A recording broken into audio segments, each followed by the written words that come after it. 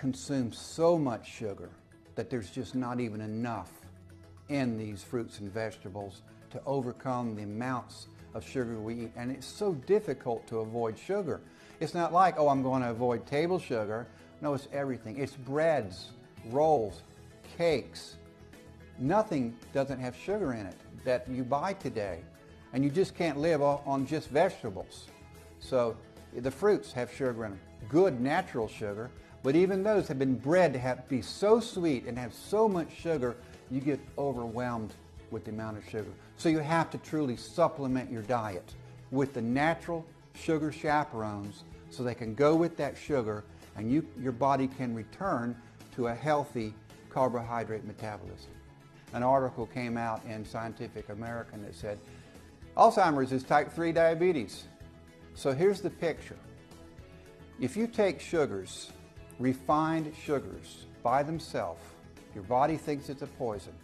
You constantly get inundated with that poison. Not once, like with the poison ivy, not once, like with a bee sting, or a hay fever, or an allergen.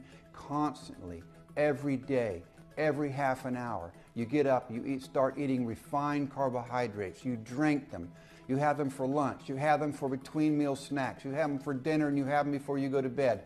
That constant barrage leads to a low-level, constant inflammation, and your body eventually starts breaking down. Very similar to smoking cigarettes. Not everyone who smokes a cigarette gets cancer. That's certain.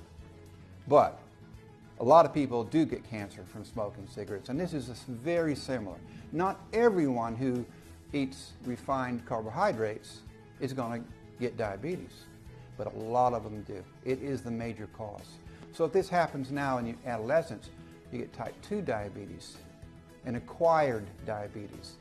It's not so drastic as to shut down your pancreas, but you have insulin resistance. It shuts down the ability of insulin to process that sugar. We were looking at that underlying response. As we looked at diabetes and weight management, we saw what was going on. Your body sees the poison, inflammation comes on, and then you have a disease. So we found out these sugar chaperones shut down that inflammation, and they reroute the sugar to keep it out of fat tissue where it doesn't belong and put it into your muscles and your brain tissue. Your brain, by the way, can only live on glucose. That's the most simple sugar. It can't live on anything else, just sugar.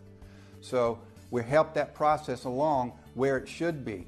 So you take sugar with sugar chaperones. This is normal. You have normal carbohydrate metabolism. That's what we're talking about.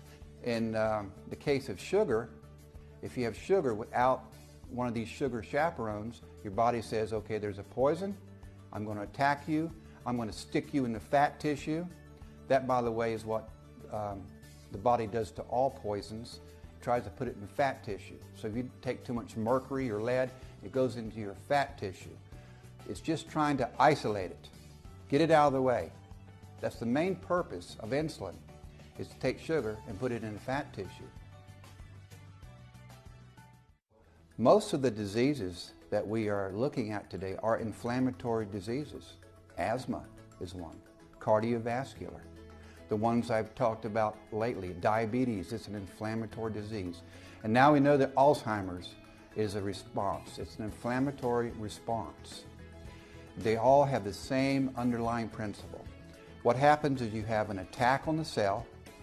Your body thinks it's being attacked. Then it sends out the troops in your body, whether it's on your skin, like in poison ivy, or your pancreas, and it starts to try to help.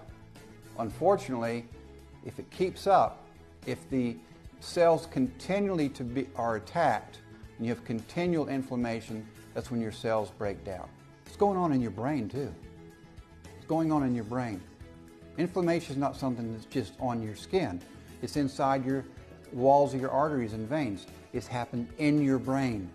Your brain is constantly under bombardment of a poison, refined sugar. You just don't know it. Everyone is under a long-term, subtle inflammation, and they don't even realize it. They take something like Imulin, it gets rid of that inflammation. All of a sudden you're alert.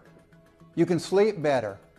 You're relaxed when you do wake up. It's because this is where you should have been and you just didn't know it.